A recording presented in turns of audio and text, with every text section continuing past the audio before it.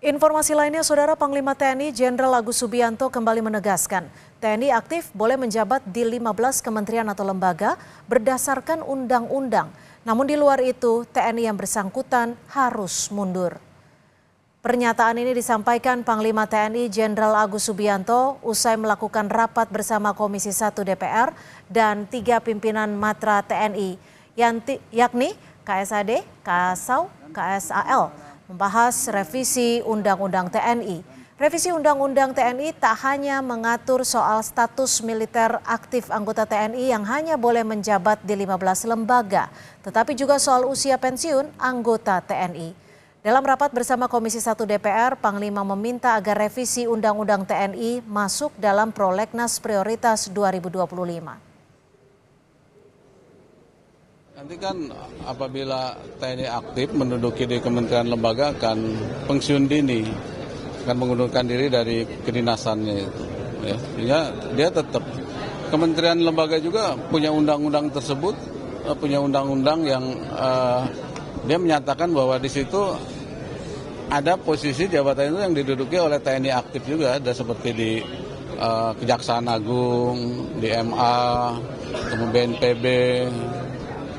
Polkam, itu dia punya undang-undang yang menyatakan bahwa jabatannya diisi TNI aktif. Ya. Harus mundur gitu ya? Ya, harus mundur. Mundur. Nanti akan mundur dari kedinasan.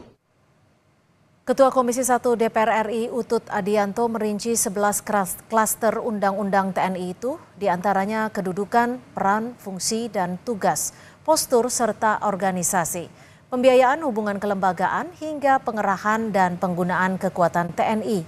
Ia mengingatkan agar pembuatan undang-undang tidak boleh berbenturan dengan konstitusi, khususnya pasal 10 Undang-Undang Dasar 1945 tentang Presiden sebagai Panglima tertinggi Angkatan Bersenjata. Utut meminta pembahasan revisi Undang-Undang TNI harus dilakukan dengan cermat karena menjadi sorotan publik. Undang-undang kita tidak boleh berbenturan dengan konstitusi.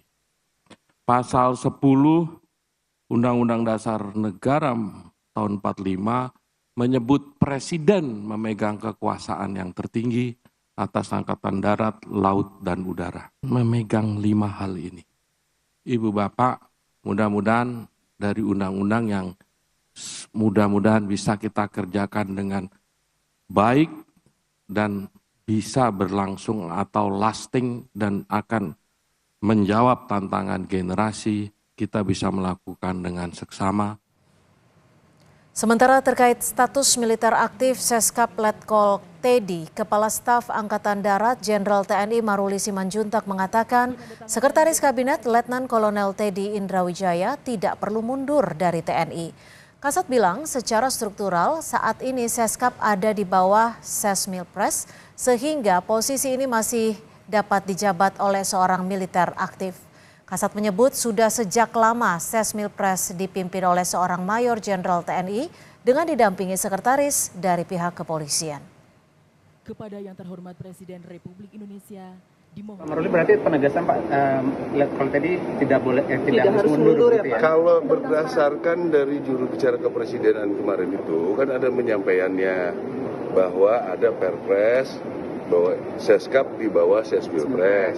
Sesmilpres dari dulu dipimpin oleh bintang 2, tidak ada yang pensiun dari sejak aturannya ada. Artinya tidak harus mundur. Seharusnya di situ kalau berdasarkan itu tidak harus. Pak, tapi dianggap melanggar undang-undang yang lama. Enggak, kan di Sesmilpres kan sudah ada tentara memang. Sesmilpres kan tentara. Menteri Komdigi Mutia Hafid menegaskan bahwa keputusan status Letnan Kolonel Teddy Indrawijaya sebagai Sekretaris Kabinet di bawah Sekretaris Militer menjadi kewenangan konstitusional Presiden. Mutia Hafid menjelaskan keputusan ini diambil berdasarkan pertimbangan strategis guna memastikan efektivitas pemerintahan dan kesinambungan kebijakan nasional.